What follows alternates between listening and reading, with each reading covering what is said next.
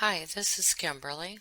Like a lot of other channel creators, I've lately gotten a new influx of subscribers and visitors to my channel, and I do appreciate all the new visitors. I was surprised to learn that there were people still out there that had not heard of Chris Watts or Shanann Watts and the brutal family annihilation that he is responsible for. I wanted to play a video I put together about a year ago. I was doing a book critique and synopsis, but in this video I explain in detail about Chris Watts' lie detector test with Tammy from the CBI. Even though this is a book review of a chapter from the book My Daddy is a Hero, Zero by Lena Derhally, I thought some of you might enjoy my different take on how Chris Watts did during his polygraph tests, and the night of Chris and Shanann's emotional conversation is also discussed. And it won't matter that you don't know this book. You're not going to be lost in the video, but if you haven't read it and you're interested, I do recommend it. I gave it a full 5 stars. So it's linked in my description box there. It'll take you to Amazon if you want to see it. Check it out. I need more views, damn it. I've worked hard on all of my videos, so instead of Netflix and chill, I'd like you to Kimberley and chill. How about that for a change? I've never understood when someone says to a YouTuber, "You're just doing that for views." Well, yeah, isn't that the point? Of course I'm doing it for views, so shut up. I appreciate you being here. I hope you enjoyed this video. Much love and peace. Thank you for listening.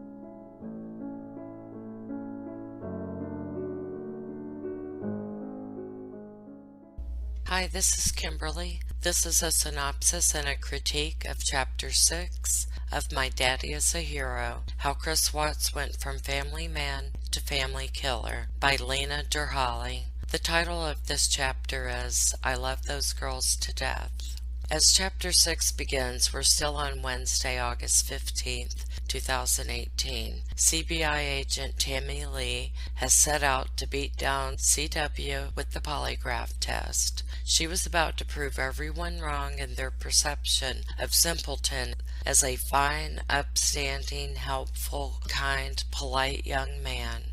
Tammy started off by asking Chris how he was feeling. He told her he had a tummy ache. I wonder if he thought that might get him sent to the nurse's office, thereby delaying the inevitable. But no, she pretty much shut him up mid-sentence on that one. Tammy told Dipshit she appreciated his nice guy attitude, telling him what a big boy he's been so far, and oh, how very brave. She didn't have a sticker to give him, though. His wife Shanann always has some nice, brightly colored stickers. Lately, though, he had been sneaking an extra sticker and wearing 2 of them at the same time, all day, even though he had been mean to Shanann and had picked out a new mommy to play house with. When he had promised on a Bible in front of almost everyone they knew, except for his parents and sister, but he promised that Shanann was his one and only forever and ever. Amen. He did not deserve that extra sticker he had been sneaking, because he was breaking vows and promises and such. But back to the story. Tammy thanked Puddinghead for being such a big helper to her and Mr. Coder and all of the police officers, and then told them what they were going to play a game that was kind of like a test. She even let him practice for 3 whole hours to get ready for it. She said this game was going to help them find Shanann and the girls. Tammy was looking around for some stickers, but found that she had something even cooler than that. They were these little things to clip onto CW's fingers. Depending on how nervous and trembling the ninny was feeling inside, it would make the needle on the record player jump. It was a bit like one of those finger art games that he and Cece would doodle on when Shanann would let him have iPad time after dinner. So he thought he might be able to win this game, but something inside him told him that he wouldn't. Before the game started, Tammy read the rules of the game. They were called Miranda rights. She told him he didn't have to play if he didn't want to, and that they were going to record it, because they might want to show other people later or prove something he said. If he lost the game, other people might want to come and talk to him about it. They would review the recording to make sure Tammy played fair and didn't trick him.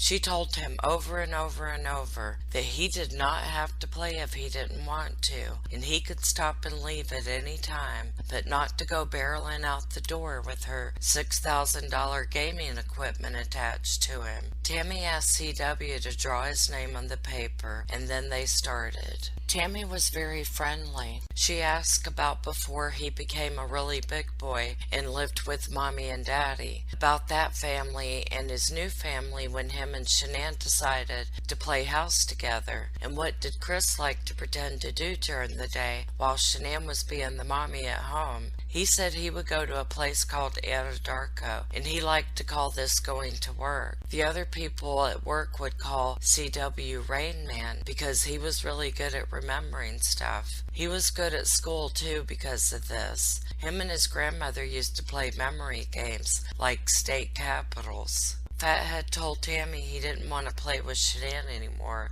He said that their parts didn't fit together very well any longer. Tammy used a big word and said connection, and he said yes, that's it. And that the last time he and Shanann hugged each other really hard, they got a new baby in Shanann's tummy. Chris started talking bullshit and said that he and Shanann both wanted to make it work and were at a point where they were wondering what they could do to make that happen. Tammy asked him if Shanann had come right out and asked him if he was doing that secret stuff with someone other than her, and Bird Brain lied, 'cause he's a fraidy cat. He was too intimidated to tell her about his new friend Nikki. He was keeping that a secret. And he was all like, you know I wouldn't do that. Miss Lena said in the book, quote, Chris boasted that his friend Jeremy Lindstrom said, you're the type of guy I could send you with my wife for a week and know nothing would happen. Chris seemed to brag quite a bit about his stellar reputation with others, end quote. Chris liked lying, it was fun. Then CW, well, once he started lying, it became easier and easier. Soon they were just flying out of his mouth. Allow me to read this from the book. Quote, people know what kind of person I am, Chris said. I'm not the type of guy that's gonna say, all right, my wife is gone. Who's the girl I can find in 5 weeks? That's not me. I respect my wife and she respects me. If she's somewhere safe right now, I don't think it would be with a guy. If it is, I'm fine. I want her to be safe. I want the kids back home. If it was with a guy, great. Come back home. We'll talk about it later. I never had an inkling that she would do the same, that she would do anything to me. He quickly caught his slip up. Chris told Tammy whenever Shanann would call him while they were apart over the summer, he would be on a run or working out, and she could tell he didn't want to talk to her, end quote. But I know the real reason Half-Wit sounded out of breath whenever he would answer the phone. Him and Nikki would play circus with their clothes off. Nikki liked to show off her acrobatic skills to CW. She had learned some keen moves in yoga class, and she had become quite flexible. And ever since they started doing that, he had lost interest in playing with Shanann. But he didn't want to tell her because she would get pissed off that they had been taking their clothes off. And he was in the middle of making bad choices and fucking up his and everyone's lives around them. It had become quite a quandary, and he was tired of everyone wanting to talk to him about it. He told Tammy the last time he saw Shanann was on Monday morning. They had a bit of a squabble, and then he put on his Bob the Builder boots and outfit and went off to work. Tammy started asking a lot of questions, and it was making CW's tummy ache even more. It reminded him of when he lived with Mommy and Daddy, and Mommy would get on her hands and knees and shout and peek through the crack under the bathroom door, and would ask him what he was doing and all kinds of hard questions that he didn't want to answer.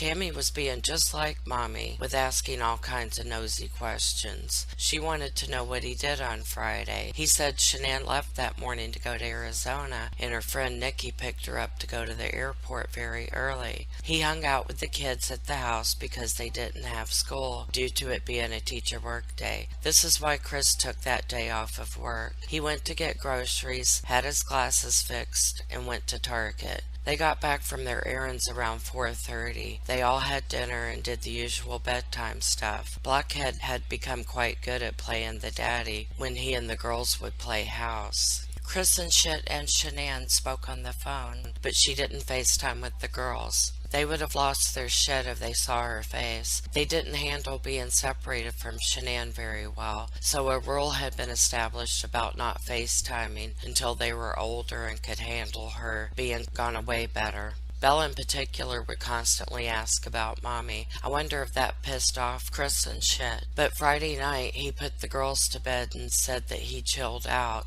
Saturday morning, they played inside and then went outside until it got too hot. Jeremy Lindstrom's daughter called Mary in the book, which is footnote 2, because she's a minor. The author has used a different name. But she came to babysit that night, so CW and NK could go out on their hot and heavy day. She and Chris had not been able to play circus as much ever since Shanann and the girls had come back home from North Carolina. He left around 5 that afternoon for his date and got back home around 11, but I think he said he was supposed to get back around 10. And then I found an error. The book says, quote, he also had dinner at the Lazy Dog restaurant with his co-workers, end quote. It should be co-workers, singular, or NK or Nikki. Not huge, but I want y'all to know I am on it. But wow, she totally skipped over a lot of shit. I told y'all this is the condensed and concentrated version. I think the fact of NK looking up anal sex to prepare for this date deserved at least a small mention. Not to mention the $60-odd credit card charge that caused Shanann to flip her wig. But damn, just as I was being all self-righteous and shit, I realized I was fucking wrong.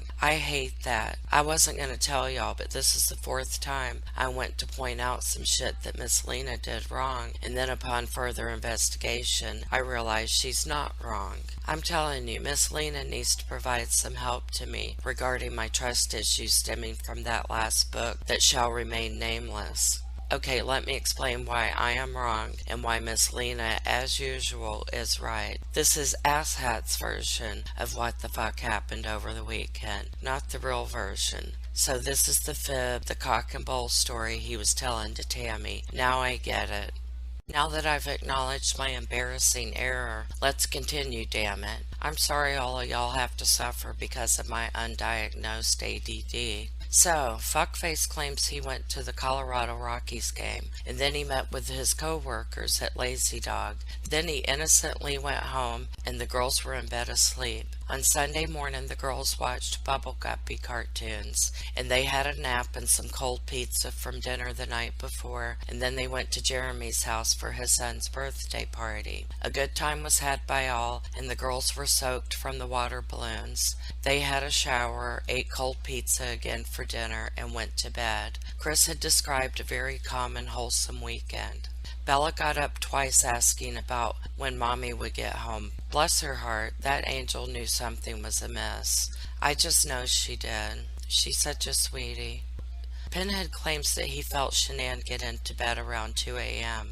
and that she was wearing her usual attire of a t-shirt and underwear, and that she always wore her wedding rings even to bed. Chris said to Tammy that it was unusual for the wedding rings to have been found on the nightstand. Fuckface claims Shanann had asked Lamebrain to wake her as he arose for work so she could get a shower and get the airport off of her. So he did, but asked if they could talk first. Their so-called emotional conversation took place where Shanann wanted to bitch slap him. They talked about selling the house and downsizing. Fucktard supposedly told her he didn't feel the connection anymore and that they both started crying. And for those that have forgotten, this is where Shanann said, and I will refer you to Discovery page 605, quote, Chris said Shanann asked him why, and asked him why he wanted to give up. Chris said Shanann told him, fuck you, and fuck you, and fuck you, end quote. Chris claims he said, quote, no, this isn't like someone came into my life and took me from you. There's no outside influence coming from this, end quote. And he probably did say something like that because he's fucking chicken shit. He's such a dumb fuck, Fraggle Rock, asswipe, earwax eating, jeepers, idiot, fool, HE double hockey sticks, despicable, repugnant, dumbass, chicken fucker, great Scott, dimwad, booger flicking, beyond the pale dickhead, dipshit, horrifying, wonky wanker, obnoxious, lick spittle, nauseating, annoying, rotten, unpleasant, fungus dripping, bottom of the barrel sludge, fucktard, eat shit, man. What a fucking loser. He was going above and beyond with his stupidity that day. Shanann accused his dumbass of being a cheater, to which he continually disagreed with, instead of just fessing up. Then he blathered on and on about first he thought Shanann was just hiding out with the girls, but now he was getting a sinking feeling in his tummy that something precarious may have happened. Then Tammy started playing not so nice.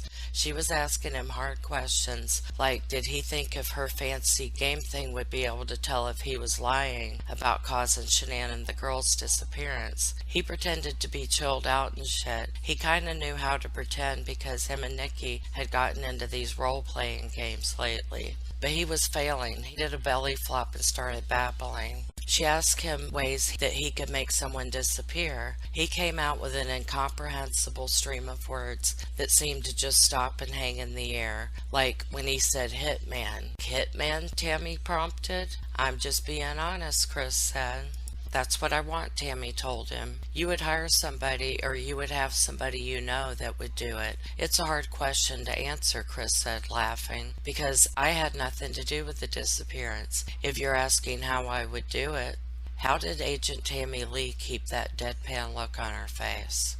So Dumbass started listing off ways one could cause one's disappearance through murder. And when CW would get stumped, Tammy Lee, without being facetious, offered up a few ideas to get him going again. Chris enjoyed this part of the game. He could tell he was getting good at it, so he wanted to do a bang-up job. Whenever Tammy offered him a suggestion, he wanted to outsmart her. And when Tammy asked him to explain further, he did. He always had a fully developed asinine answer and a snappy comeback. Dunderhead was getting all excited and animated and said, quote, you could have somebody waiting around the corner and an accident could happen, such as getting hit by a car, end quote. Tammy mentioned you could kidnap someone, and Chris added that you could take someone somewhere and torture them by leaving them without food or water. Chris continued by saying that you could beat someone to death or poison them. Then Tammy went all kind of hostile on him, probably because she knew she was winning the game. Tammy said, Chris, I just want to know if you're the one who caused Shanann's physical disappearance. CW got all vexed and annoyed. He wanted to just take those gaming pieces off of his hands, slam her laptop closed, and storm out of there. He wanted to go find Mr. Coder and Daddy and tell them Tammy wasn't playing nice. He might even call his mom. He wondered if his level of highly strung pissed offedness was registering on her stupid game. But he stuck with it. He was going to show her. He tried to nip in the bud her worries about him doing anything to Shanann and the girls. If it was showing up on that polygraph game, it was because he felt like a jackass and felt guilty for hurting Shanann's feelings, he said. That she said she was going to a friend's house and that's all he knew, gosh darn it. And Tammy asked him one last time, do you know where Shanann is now? He said, I don't. And he wondered if the game with Tammy was over. He was getting tired and hungry, and he started to wonder where Daddy was. And that was where the chapter ends. Before I go, I want to let you know that I'll be adding the polygraph for you guys to watch. I've cut out some parts where CW goes to the potty and other dead air parts to make it less tedious. And just to publicly address some of the dumbest of dumbass comments that I've gotten over the last several days, I swear the holidays and the upcoming full moon has brought out the crazies. They're just coming out of the woodwork. And I just want to say again, on my channel, if I have to explain it to you, that means you don't get sarcasm and dry humor. It can't be explained. You either get it or you don't. So stop being frustrated and puzzled. So just go away. You don't fucking belong here. And I've hidden you anyway because you're harsh and my mellow. Your sarcasm is turning people off. Some people have said to me, okay, and you use the word like too much. I was being fucking sarcastic, you dumbass. Some will say, you're being sarcastic and it's a turnoff. That's like going to the grocery store and then being pissed off and outraged because they sell food. So just piss off, get off my channel. Thank you. And that will be the end of this video. Thank you for listening.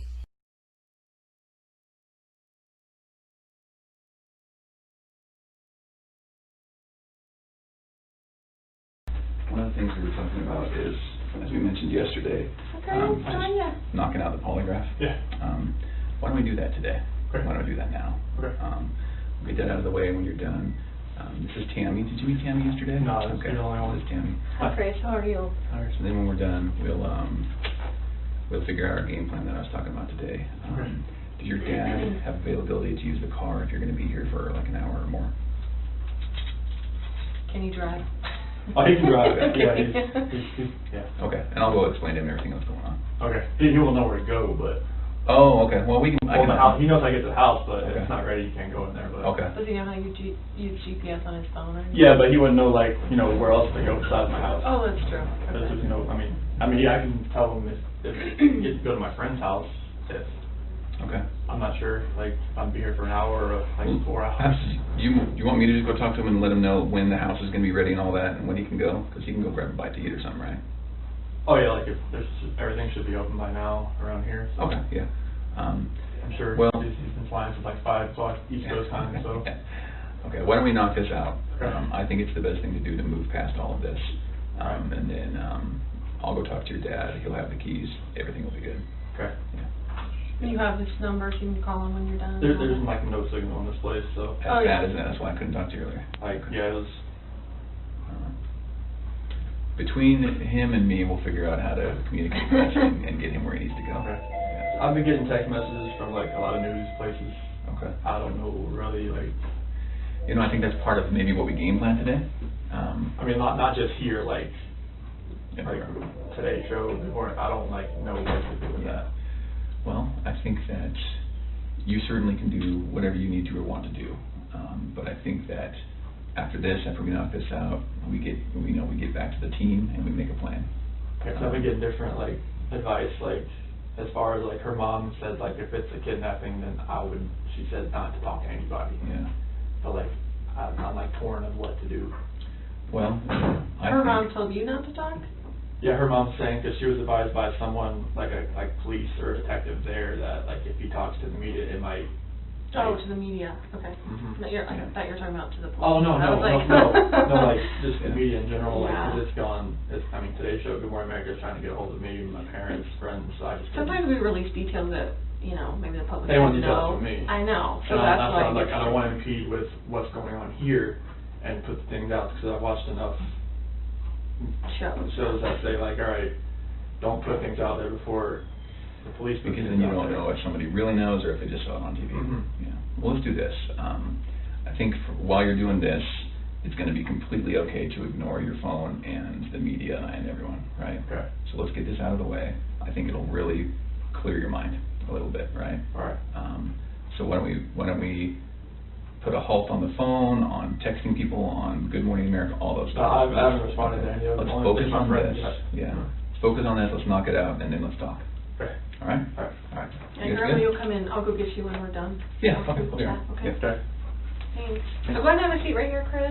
sit on this? Yep, I know, I'll explain with that in here in a little bit, but you don't have to worry, it's not on or anything right now, it's not gonna buzz you or anything. I've never done this before. I know, a lot of people haven't had polygraphs before, it's not like a normal thing that people go through. A lot of people, like, obviously in law enforcement and places like that, they have to go through polygraphs for their job, but other than that, most people never take a polygraph in their entire life, so. Yeah, so I have, like, no idea, like, what to expect, honestly. Yeah, so how are you feeling today? I'm sick to my stomach, honestly. Like, the first day I thought, okay, she was just somewhere. Sure. And after yesterday, all the activity at my house, I didn't know, it went to the other extreme. I've just been, like, sick to my stomach that either somebody has her or she's in trouble and the kids are not safe either. Right, right. Well, and I think that's totally awesome that you're here today. I mean, I commend you. We do this in all of our missing person cases, so don't think that we're just singling you out, like, oh my gosh, they want me to take a polygraph. Anytime, you know, someone was the last person to see people, or, you know, it's a missing person case, we start from the inside and we work out. I mean, that's pretty much what we do. So I've done polygraphs on the Jessica Ridgway case. I don't know if you were here for that. The name sounds The familiar. little girl that went missing in Westminster and all that, yeah. And then just the one that we had in Thornton last year or the year before. So we do this all the time. So please don't think that you're being singled out. Like, this is one way that if you didn't have anything to do with it, that we can let the investigators know, the people that really do need to know, that are looking for your wife and your little girls, to let them know, like, you know what, don't focus on Chris, focus over here, because obviously we've already cleared him, he's good to go. Now focus on the real person that did something to this, you know, to Shanann and the little girl. So, okay.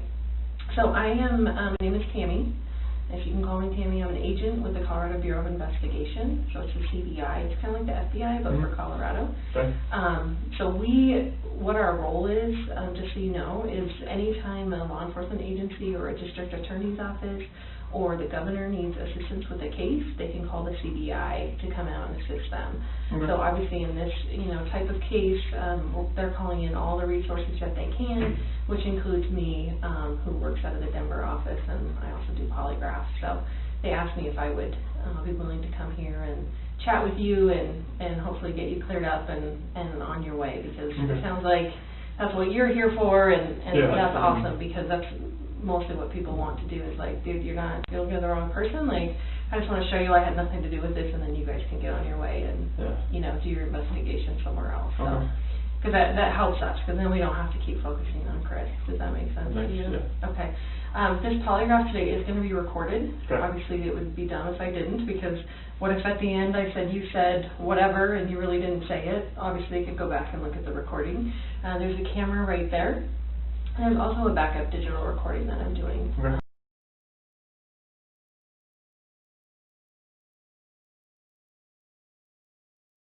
It fails me the second I try and trust it always fails me. So, so you said that your cell phone, is it off right now? Yeah. That would be great, because we can't have anything like buzzing, vibrating, ringing, that kind of stuff. So this will take at least a couple hours.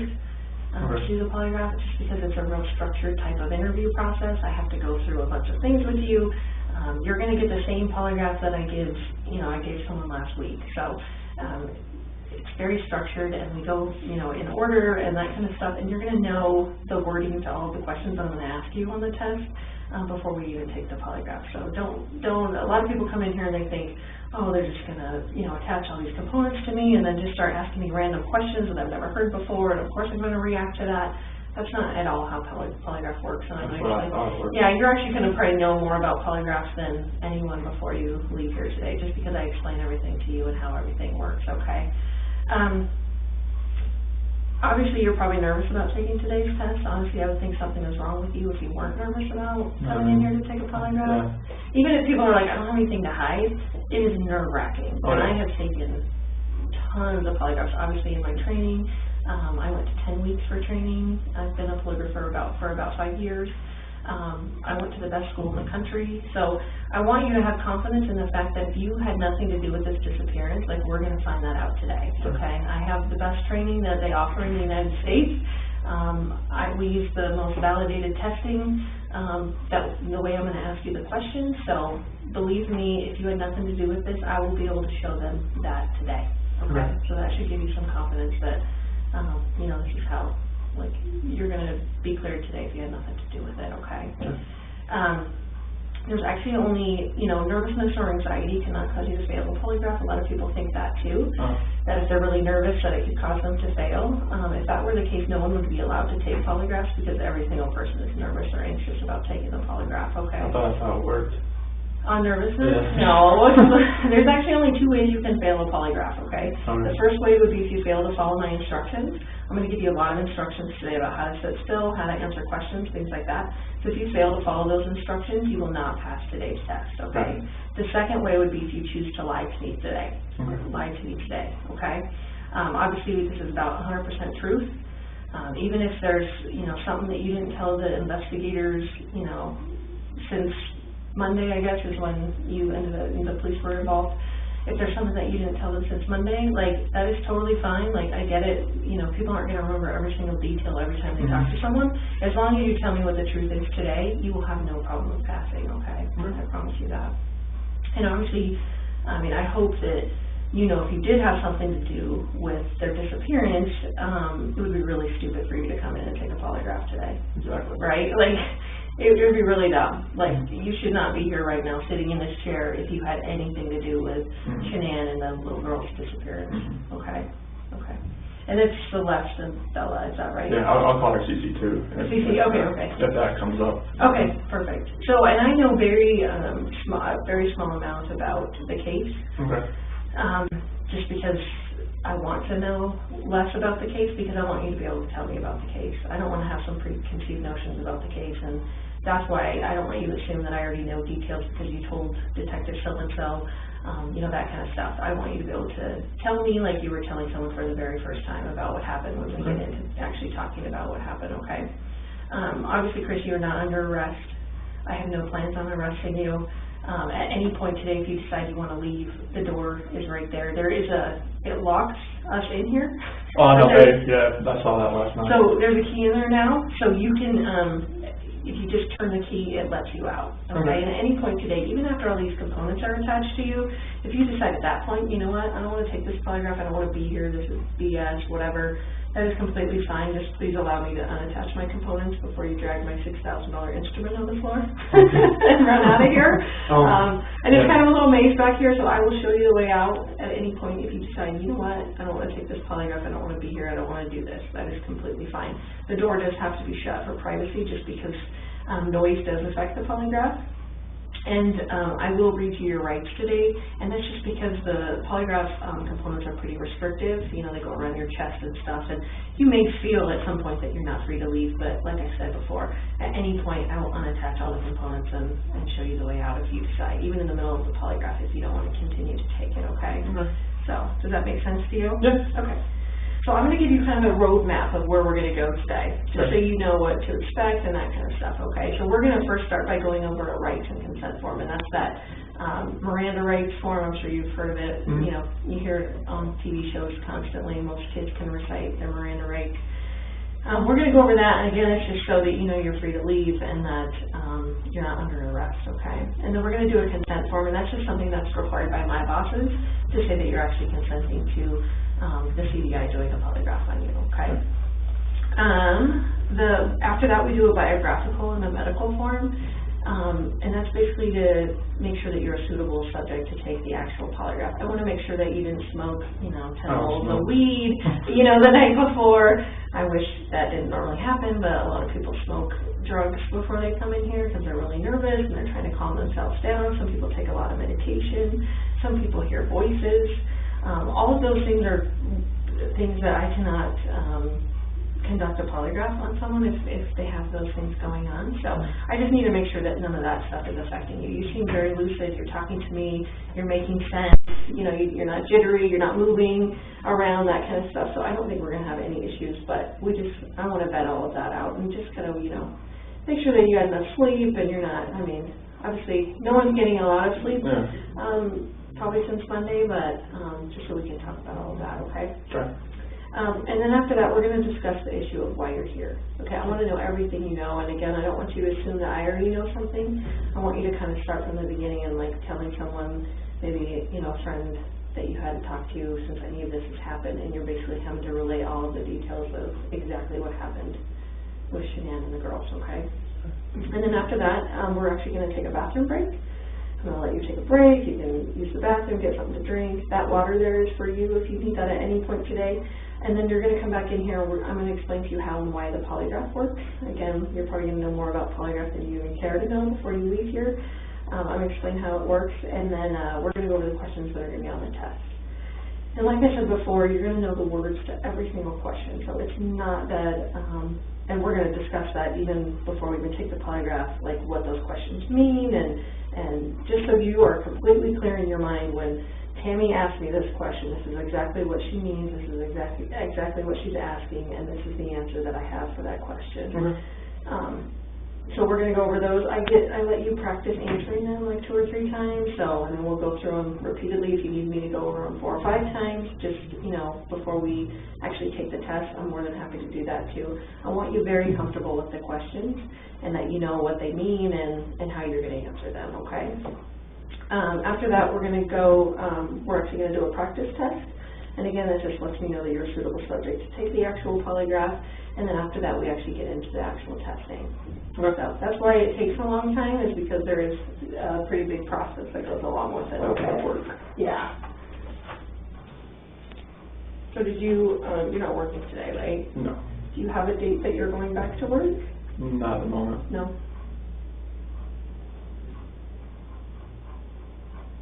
How long have you worked for Anadarko? January 2015. So, about 3.5 years, almost. yeah. Do you like it there? Oh, yeah. Yeah, I worked for Covenant Testing Technologies before that. What is that? That's a contract company for oil and gas. Oh, okay. Before that, I worked for Ford for 11 years as a technician. Oh, my goodness. So does that translate into No, well, stuff? it's mechanical. I mean, like, I like to fix things, and when I moved out here, I worked at Longmont Ford. Okay. And I moved up pretty fast there, but I hit that like kind of plateau that kind of just like I couldn't go, it got stagnant. And I was having this carpal tunnel syndrome in both my hands, and I mean it was bad. Like I was doing this like all day, you know, like it was bad. Yeah. So you still have that? I don't even know. Can you get rid of carpal tunnel? Oh, like it was just the onset of it. Like it wasn't like full on I need to have surgery type thing, but like now it's so much better.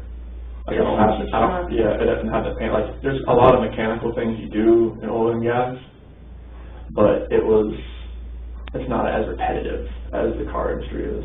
So are you, and excuse my language, are you a worker bee or are you like a boss guy? A little bit of both. Okay.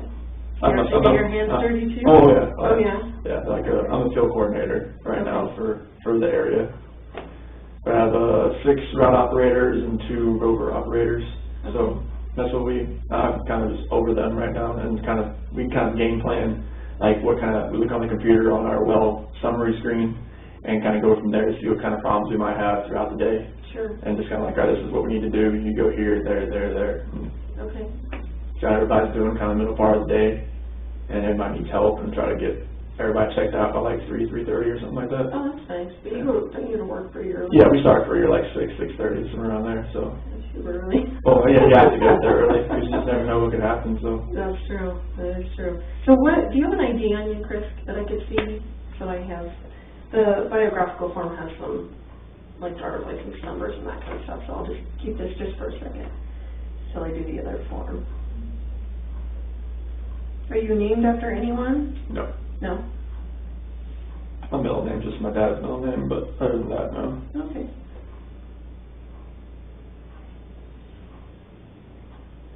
If I mispronounce your wife's name, please like correct me. Just think of Shenanigans. Oh, I like that. Okay, I got it. That's the way she tells people. Does her family call her Shanann?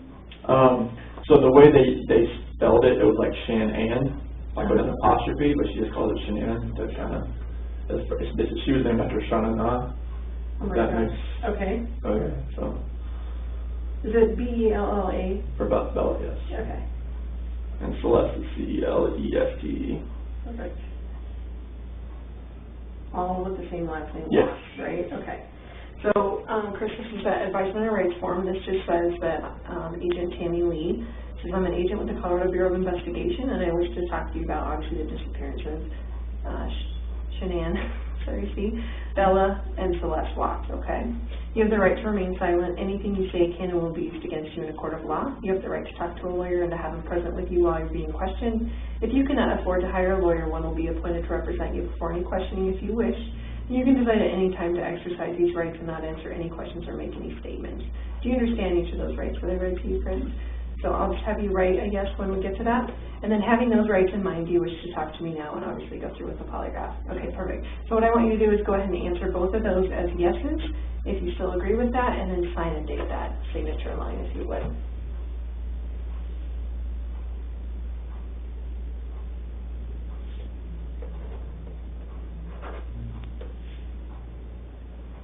Have you always been a Tar Heels fan? Yes. 15th? It is, yeah. My son is like a huge Tar Heels fan, and I don't even know why he likes them, but maybe because the Nuggets suck. I don't know. Well, Carl used to coach here too, and he was a Carolina guy. Oh, he was? Yeah. I didn't know that. Yeah. Do you go to any, like, do the Nuggets play Carolina? North Carolina? Oh, no, North Carolina is at the college. Oh, college. Oh my gosh, I'm sorry. Sorry. You're right. Yeah. Okay. I'm getting all my teams mixed up. You're right. Did you go to college then? No, I wish I did. You That was did? nice. Yeah. Well, where did you go to college? I went to NASCAR Tech at North Carolina as well. NASCAR is the name of it? Man, it was a mechanical school. Oh, really? Yeah. Very cool. It focused on regular automotive and then the NASCAR portion as well. Oh, very cool. Did you learn a lot of stuff? Oh, yeah. Is that like kind of elite mechanical school stuff? It was part of the Universal Technical Institute. Like, it was part of their program, plus the NASCAR part, plus I went to the Ford, the FAC program there as well. So. Wow, that's awesome.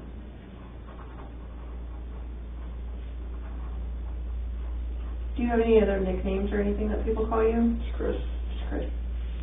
And some, like, just random ones at work, just doesn't make any sense. So. Like what? Some call me like Rain Man because like when I go to a site or something, like if I do it once, I'll remember it, and this is one of those things. Like, do you remember like phone numbers and license plates? And That stuff I don't really pay attention to that stuff. Though. It was like when I was really young, my grandma used to always quiz me on like state capitals like every day, and like when I was waiting for my sister to come out from middle school or stuff like that, she was always like just pinging stuff off my memory. Really? And it's just like everything. I think that's how it built. Yeah. For what it was and what it is. Oh yeah. That was your grandma that did that? Yeah. My mom's mom. Is she still alive? No, she passed a few years ago. Was she pretty old? Mm-hmm. Yeah. Yeah, she was. Lived a good life? Yeah, she was. Good. Were you close with your grandparents? Yeah, I went over to her house every afternoon after school and helped her out. Nice. Being outside or stuff on the inside, and she always cooked me lunch, some German food, kernels and goulash, schnitzel, all kinds of stuff like that. My first husband was German, so we had German sausage and glaze all the time, and then just their German food is just amazing. Mm-hmm. Love it. So Shanann's legal name is hyphenated? I've never seen it written that way, but okay. That's the way her parents always said. That's how they did it. Okay. Shan and apostrophe A-N-N. Okay. It's easier to say it when I spell it out, Yeah. but you keep wanting to say Shannon, of course, but a lot of people call her Shannon. Yeah. Oh yeah. Her parents sometimes call her Shannon.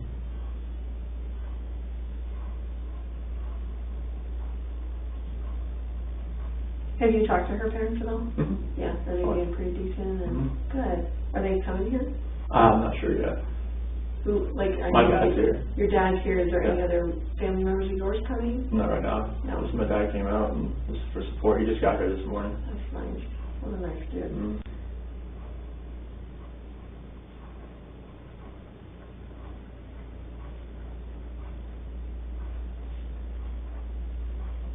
Okay, so this is that consent that my bosses require.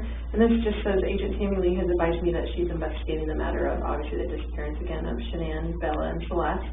I hereby say that to the best of my knowledge, I'm in good physical and mental health. I also state that no force, duress, or undue influence has been used against me, and that I am consenting to this polygraph interview on my own free will.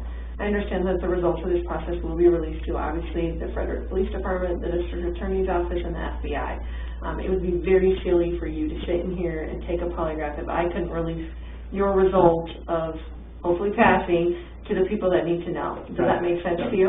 And it says, I hereby give my voluntary consent to undergo a polygraph interview, and I understand that this process is subject to both audio and video recording and monitoring, which we had already talked about, okay? So if you agree with that consent, you can just sign and date it.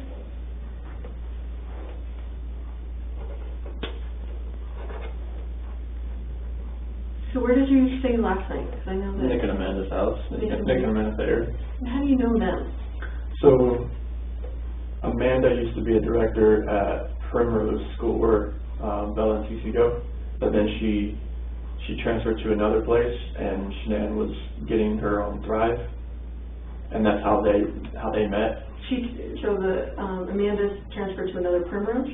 Yeah. Okay. So like Shanann couldn't like talk to them about Thrive, the direct sales business, like while they're at, like they weren't allowed to like talk like, you know, outside, like if their child goes there, I don't know, something about the school rules or something like that. So when she left, she talked to her about Thrive and got her on Thrive, and then me and Nick started running together here and there, and that's how we met. So is she like a, what do they call them, a downline from Shanann? Yes. Okay, so she's like one of the sellers that yeah. Okay.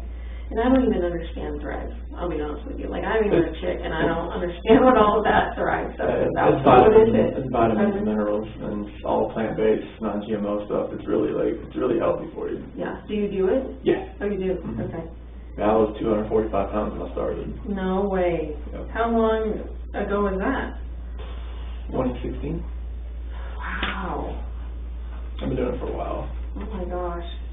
So, I think the only thing I know about Thrive is like patches or something. Is that what that is? Well, it's 3 steps. You have like vitamins. You have 2 capsules you take when you wake up, 2 pills. Okay. And then you take a shake with water and put on a patch.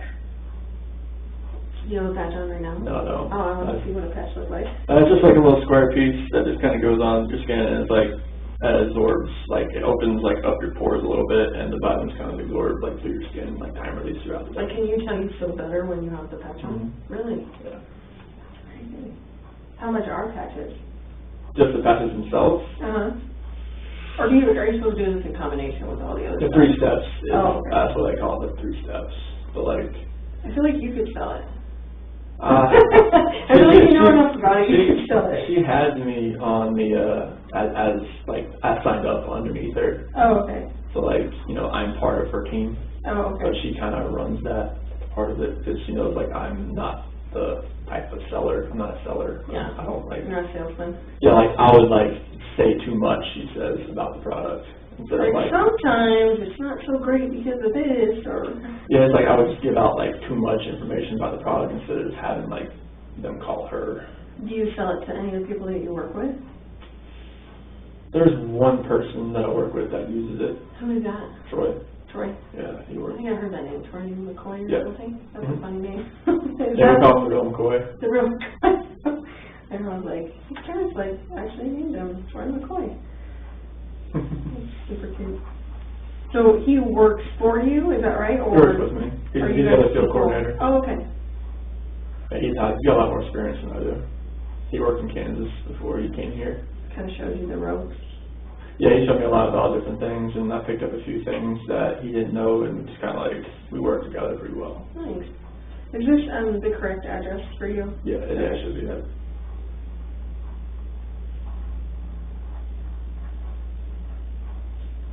Is Troy married? Yes. Oh, yes. So do your families hang out at all? A few times we have. His kids are older. Oh, okay. Like how old are they? Like 11, 10, 8, and 7. Oh, okay. Somewhere around there. There's 4 kids? Two of them. Oh, okay. Like a blended family? Yeah. I think he met her when she had 2 kids already. Oh. Yeah. So what's your Social Security number, Chris? 241 Okay. 6'7", 3387. And your cell phone? 910-309-1702.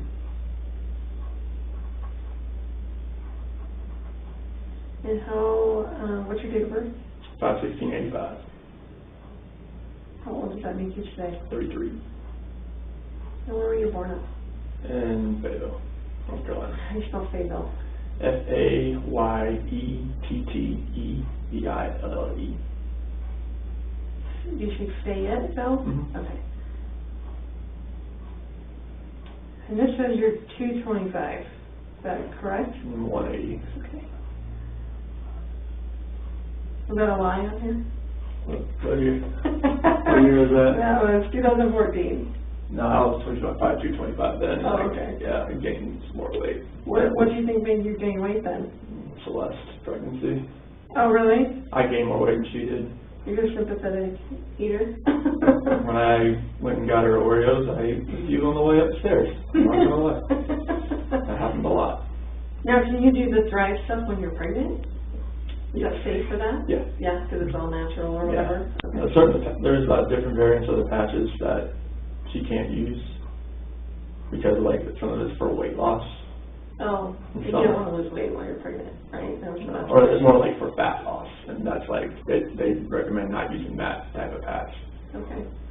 So as far as growing up goes, and I'm actually done with that, so you can put that away. Thank you so much. Who all was in your family?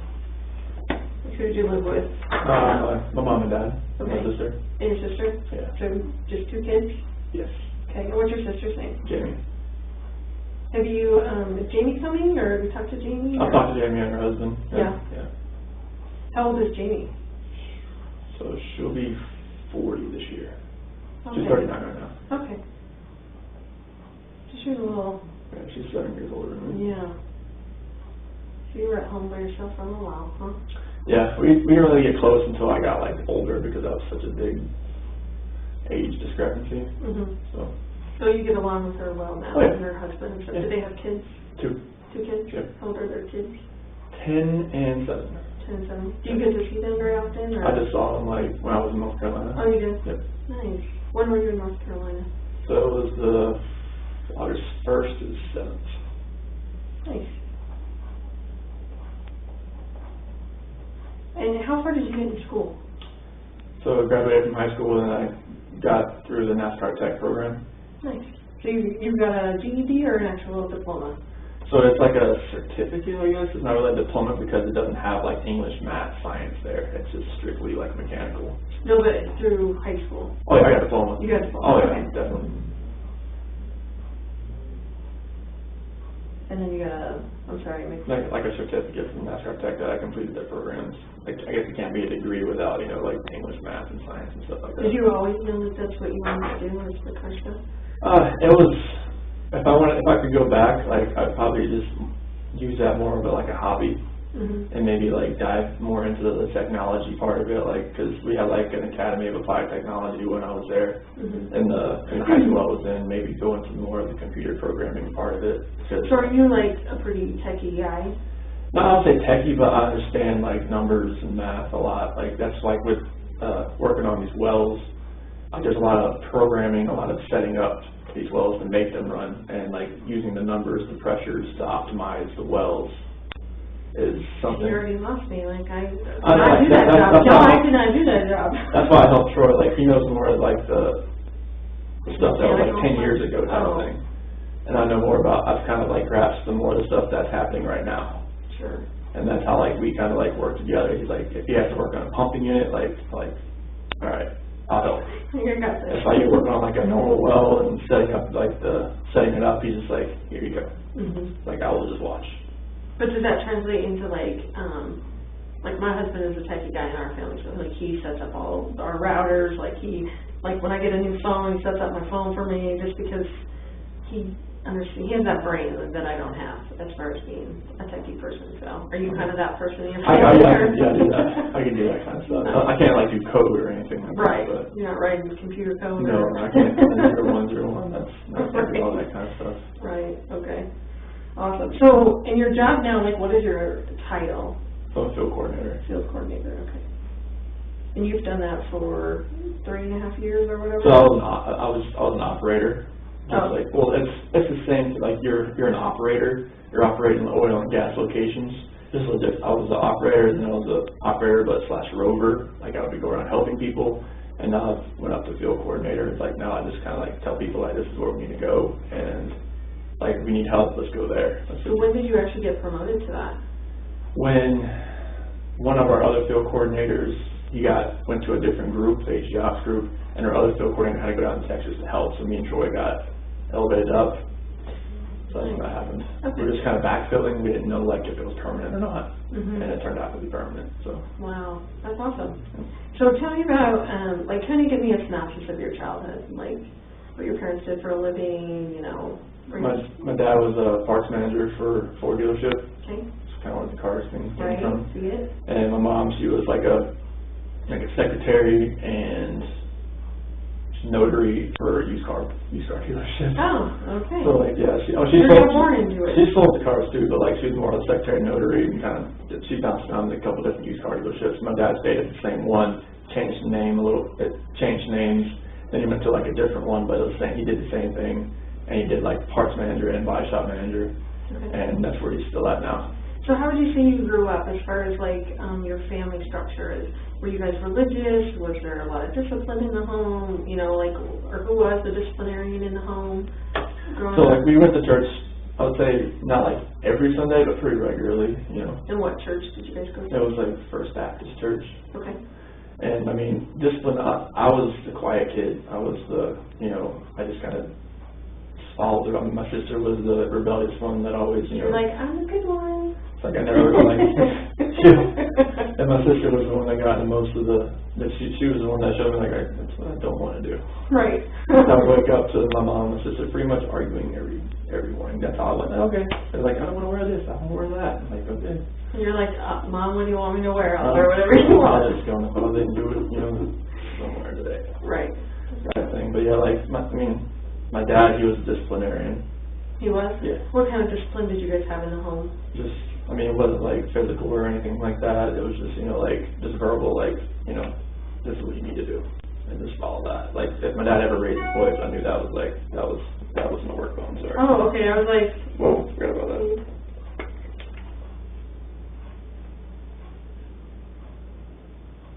I'm doing kind of now. I'm not in the middle of the test. No, you're good. You're good. I have 2 phones too, and it's hard to keep track of them, so. Yeah, my work phone, sorry. I'm glad I did that. Yeah. Okay, so you said your dad was a disciplinarian, but you Yeah. just. I mean, it was verbal, like, cause like, if he raised his voice, I knew something was like, okay, that's okay. I'm good there. Like, Right. Did anyone struggle with like drug or alcohol abuse or anything like that in your family? no, I mean, my dad did at one point, but it was like after I left, like after I graduated and everything, and I just like, cause my sister, she would leave and she'd come back, leave and come back, leave and come back. She never like runaway kind of thing? all of like, she would move, like, she went to East Carolina, then that didn't work out, so she came back home, she moved to a different place, and that didn't work out, she came back home type thing. And, like, when I left, I was on my own, and I was, like, self-sufficient, and I never came back, and I think that hit him pretty hard. So they expected you to come back, do you think? Oh, he was used to me being around, like, you know, he's my hero, he's my best friend. Your dad is? Yeah. Yeah. Yeah, so, like, that's where I think that kind of hurt him a little bit, because, like, once I left, I didn't move back. So tell me, when did you, so you're talking about for college? Like as soon as you graduated, Yeah. you moved out?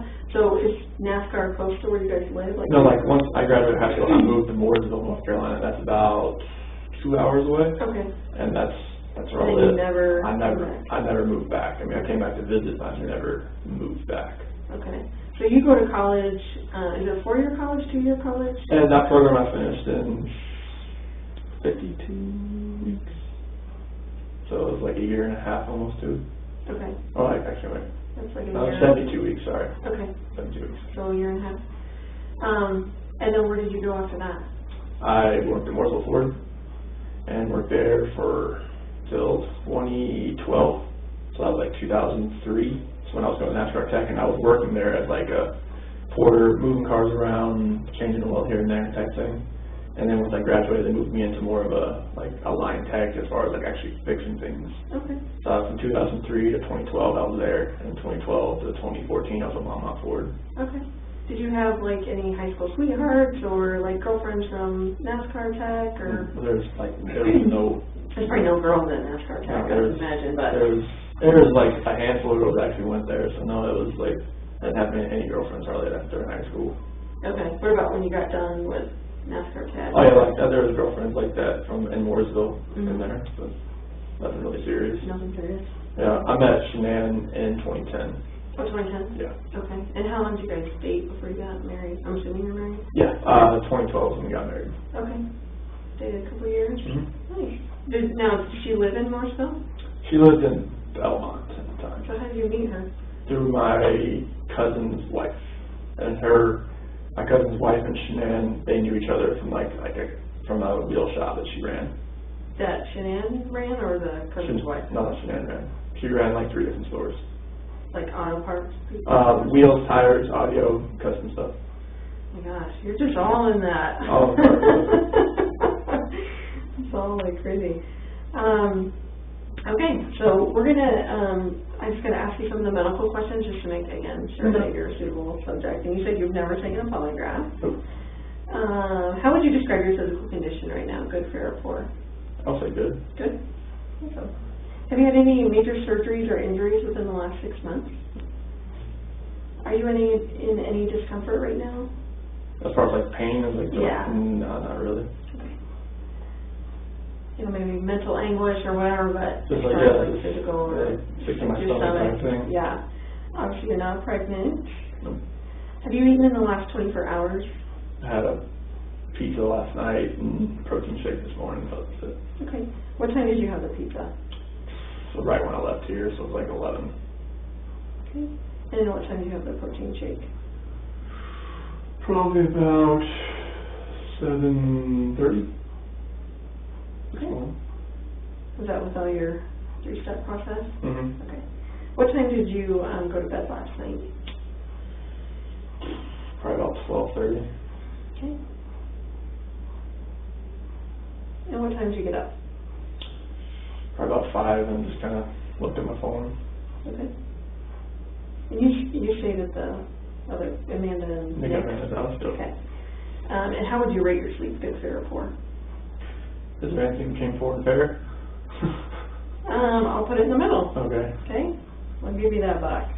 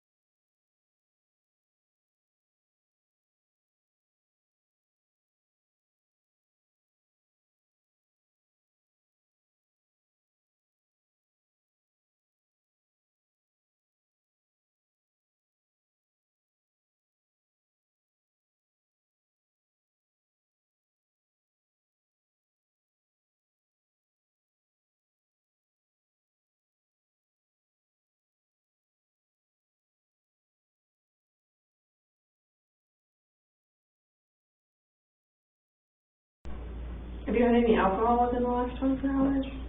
Do you drink alcohol? Only with like if I'm going out somewhere, like with friends coming over. I don't drink by myself. Okay. That's not. I don't think that's really. How often would you say that you drink in a given week? Like how many beverages would you have? If I drink something, just be like 1 or 2. 1 or 2 beers? Or yeah, beers. I don't do it. No hard alcohol? No. Okay. Any legal or illegal drugs consumed within the last 24 to 48 hours? No. That includes even cough medicine, you know, anything like that? No. So you just had vitamins, is that right? Mm-hmm. Okay.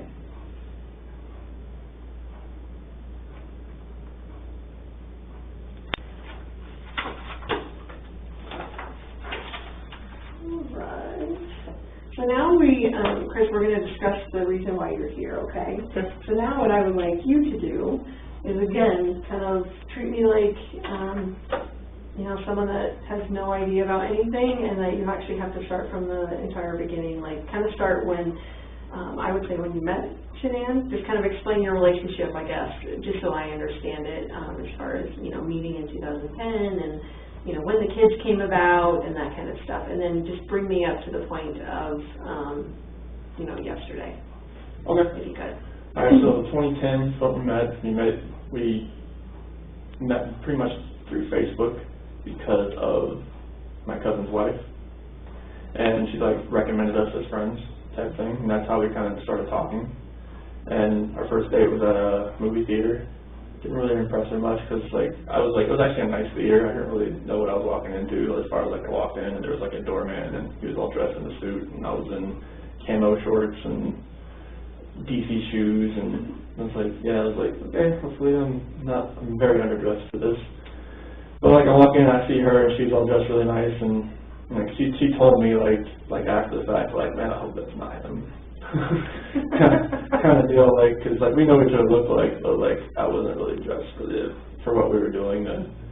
But on the second date, I actually made a mistake again, wearing the same thing because I kind of forgot what I wore. But we went to a K-Rock concert, and like I think that's kind of where I won her over, because like we actually got to like the actual concert, and like I forgot my ID, so I couldn't actually get in. So I actually ran back like 2 miles to the car and got it and came back.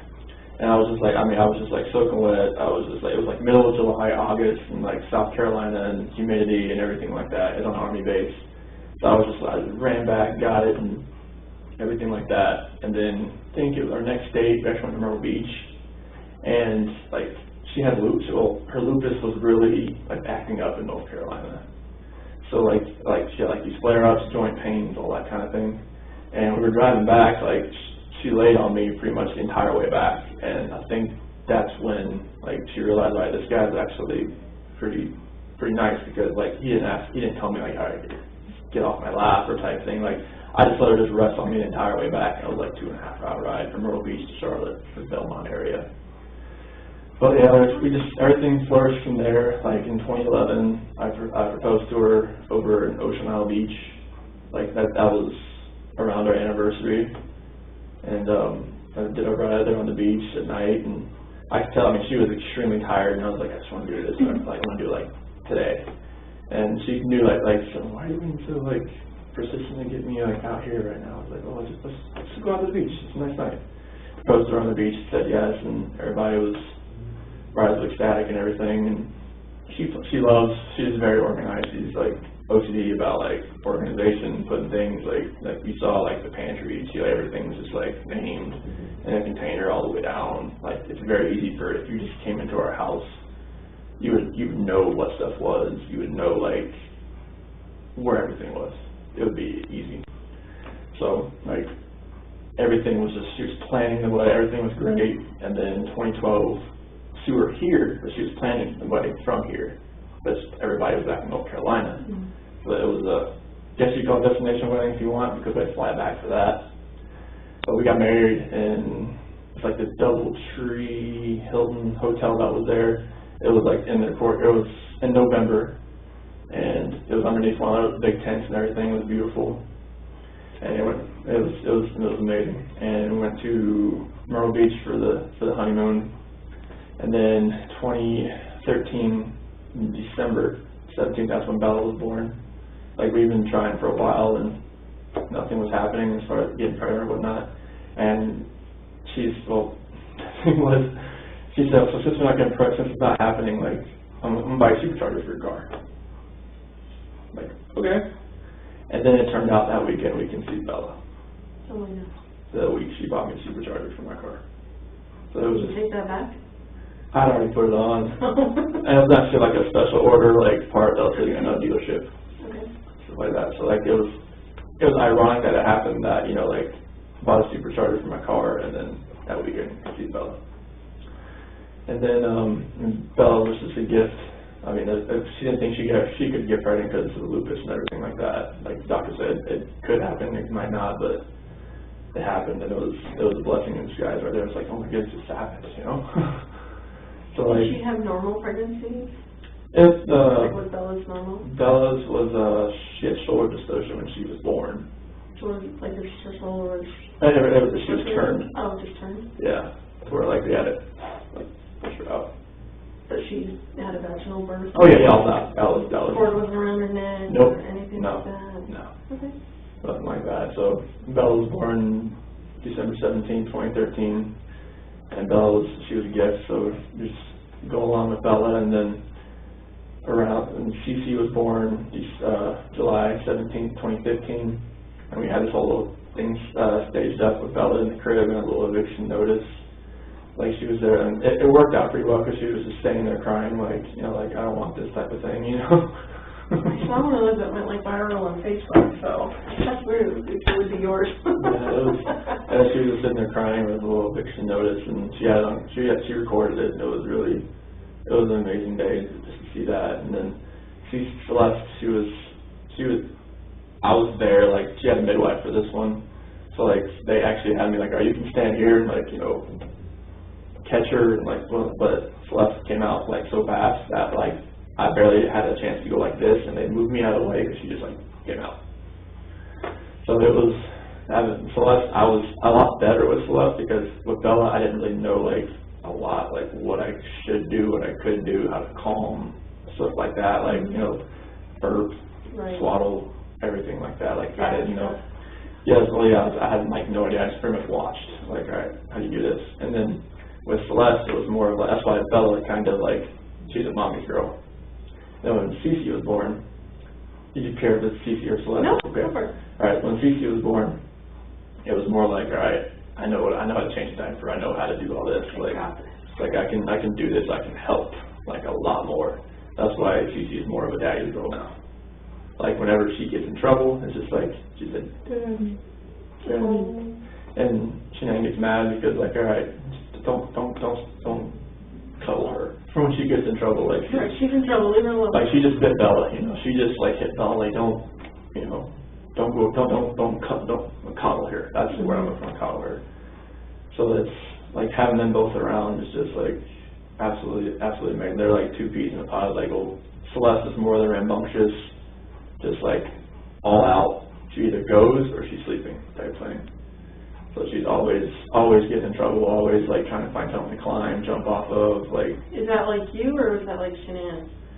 Bella's more like me. She's more of the calm, just like she's cautious type thing. Like when Cece, I think, fed off of Bella a little bit as far as like, all right, she's my sister. She's the younger one. She's the youngest person in here besides me type thing. And she kind of fed off of her and some of her friends that like, you know, came over. And that Cece just kind of like built that attitude. She was just like, yeah, she's a rambunctious little munchkin. Like if I show you a picture, but it was off. But like when she was on the plane coming back, I mean, she just had like this face like that. Like don't like. But she was excited to be on there, or? Oh yeah, it was just like she was like being like. You can imagine a little kid in a plane in a seat. Like she feels like she loves to move around. She doesn't like, you know, sitting in the same spot type thing. And then when Shanann told me about the third child, it was just like, all right, let's see what we got now. Let's see if we can, boy or girl. I mean, we're trying for a boy, so now we're just like. Is it a boy? We haven't told anybody yet. Yeah, it is. Oh, it is. Yeah. Can they find that out that early, or? At 12 weeks, they could find out. Really, she had one. The ultrasound was last week. Let's see. Yeah, it was last week. So found out it was. Were you both there for yes. that? Oh, nice. Yeah. So it was like right when we got back. So it was like this guy went back on the 8th. So it was on the 8th. That was the ultrasound. Get my days mixed up. Like now, I'm not sure even what day it is right now. But yeah, we had ultrasound. 15th today. I was thinking about Monday, Tuesday, Wednesday, Sunday, all that kind of stuff. But like, yeah, we haven't told anybody yet. So. So both the girls were born out here, right? Yes. Okay. Yeah, Bella was born at Good Samaritan. Cece was born at Vista. Did Shanann go through any like postpartum or anything like that with either of them? No. No? Didn't see anything like that. Good. Did she breastfeed? Yes. both of them? Yes. Okay, very cool. Bella a little longer than Celeste. So Bella was how old when she got pregnant with Celeste? So they're about 19 months apart. Okay, so like 10 months old? Yeah. Oh my goodness. Yeah, I know. Yeah, you were like, oh my gosh. No, we didn't know if it would happen again. That's true. So were you guys even using protection, or are you just like, it's not going to happen, so it is what it is? Yeah, it is. Okay, It is what God gives yeah. us kind of thing? Mm-hmm. Very nice. Okay, so keep going from after Celeste was born.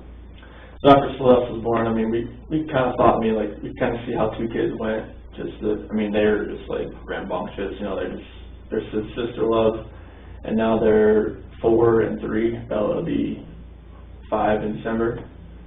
So it's like, if it happens, it happens. As far as like having, like, she used fertility drugs on both Bella and Celeste. Oh, she did? Yeah. Okay. Like the 3rd child now, she was on like no medication, nothing like that. She's just on Thrive. Like she's healthy. She feels healthier now. Mm-hmm. And then like with the Thrive, she really thinks that, like, we only tried like twice, and it happened. Oh, So she really thinks that it was more of like being a healthier person. sometimes just having the stress off, like, have my kids, so this is just a bonus. If, Oh yeah, like work that. on too, Yeah, like, that could definitely like. seems like a lot of women think, oh, we can't get pregnant, and they have a baby, and then they're not worried about it anymore. So then they get pregnant again. They're like, oh, I didn't think it would happen again. So, Definitely. yeah. So, tell me about after that. So.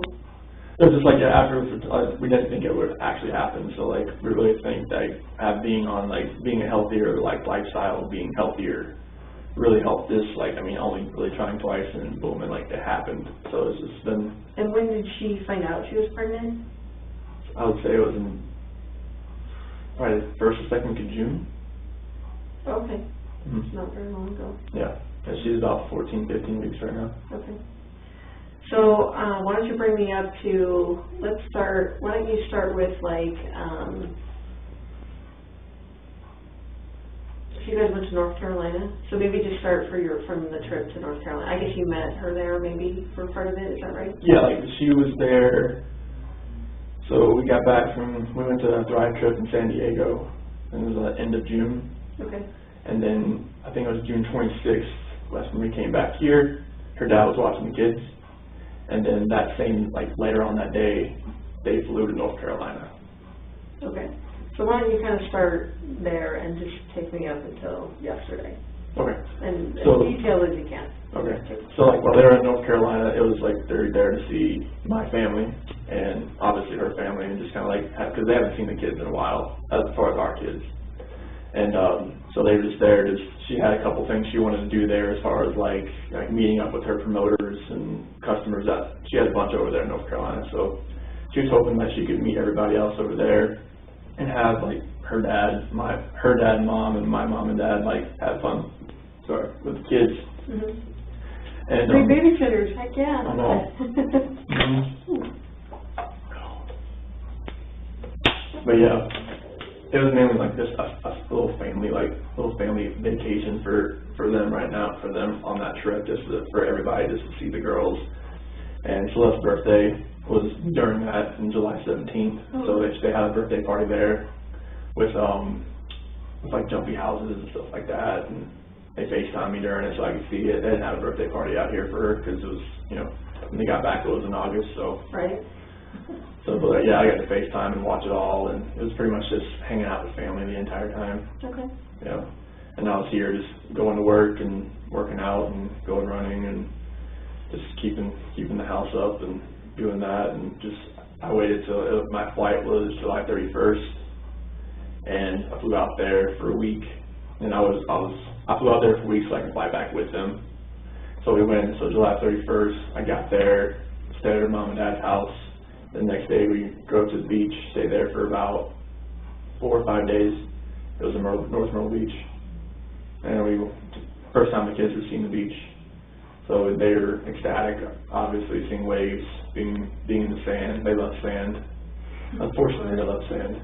Because it's just like you get them back, you just got to shower them off. Because Cece was so like into the beach that, I mean, her bathing suit was just full of seashells. It was like, okay, let's get all this off of you and rinse you off, please. Right. But yeah, it was an awesome trip. Like just seeing them react to the ocean, and then we went to like Broadway at the beach. It was in Broadway, it's like an outdoor little mall, and they got to go in these like little, it's like where they strap you in a harness and you get to jump higher. And yeah, and Bella and Celeste, they love that. They just love jumping that high. It was amazing. Nice. Yeah. And then I went to see my grandma, my dad's mom. She's in a nursing home, so like some days she remembers people, some days she doesn't. And luckily that day she did remember me, so that was really a good day to go in there and went in there with Shanann and the kids, and obviously like they had already been in there a few times while they were there. Sure. Yeah, and they were. She lights up when she sees those kids. I call her Mama. That's what she always calls, but Mama. She lights up when she sees the kids, and she remembered me, and that was great.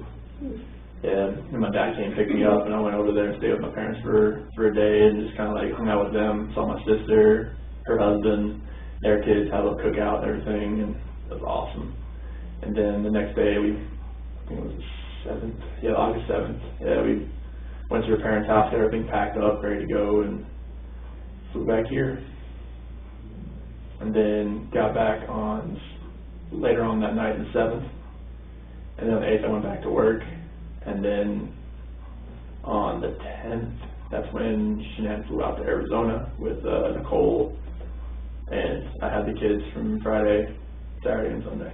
And we went to a pool party on Saturday with Jeremy Lindstrom's, his son's turned 4, and they had a little pool party and everything over there, or a little mini pool, and it was water balloon fights.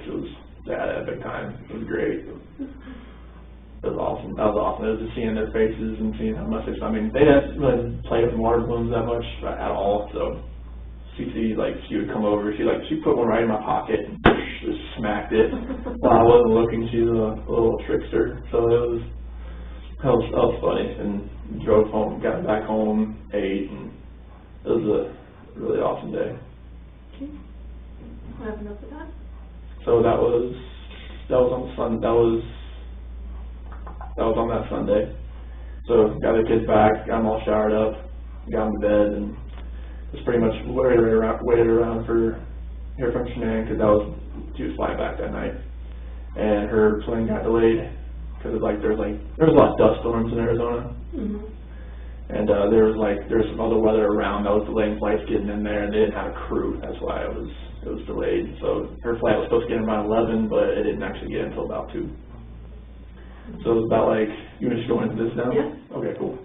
So about 2 o'clock, came into bed. Like about 1:48, my doorbell picked up that she came in, but at 2 a.m. that's when she came into bed.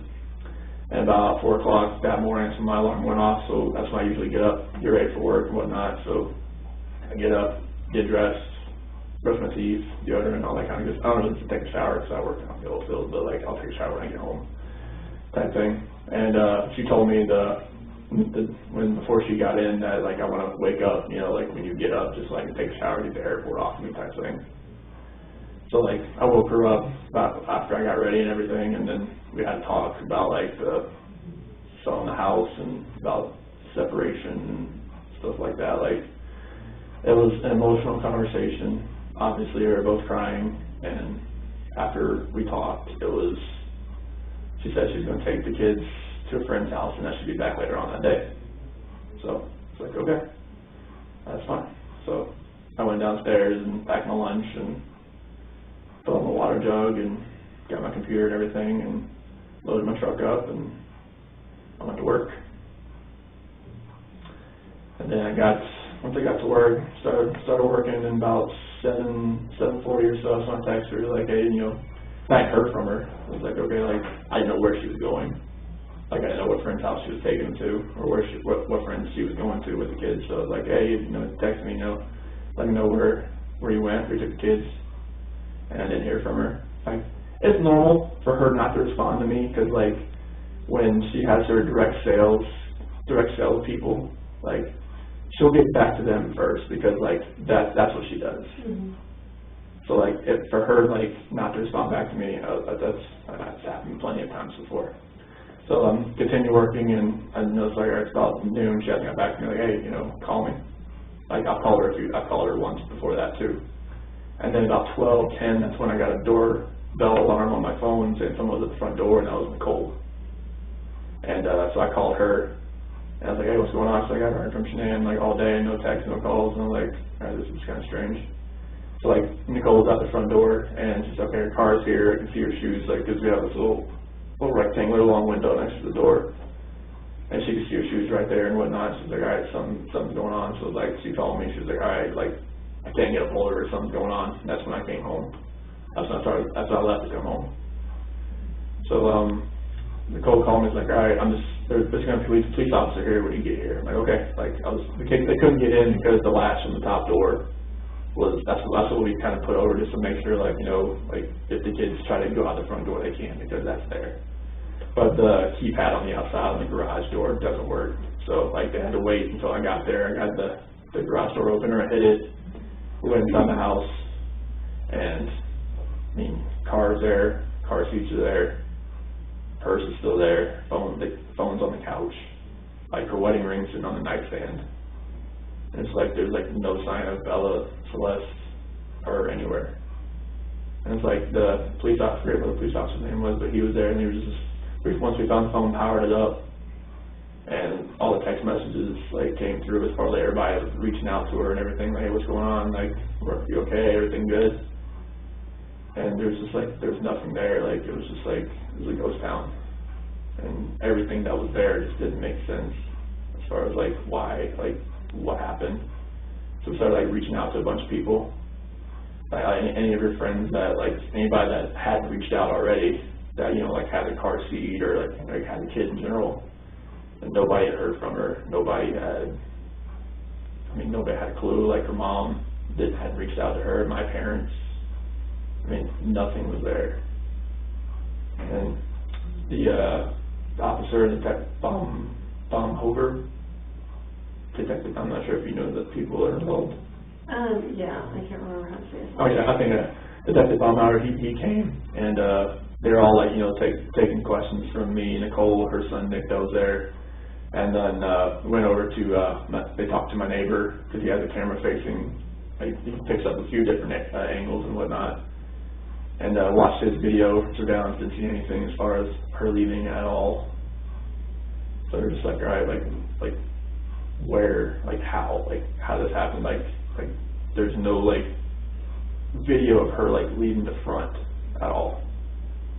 So we didn't know, we were just at a loss for words, like, all right, where is she? Like, she wouldn't just leave everything here. Like, even the kid's medicine was still there.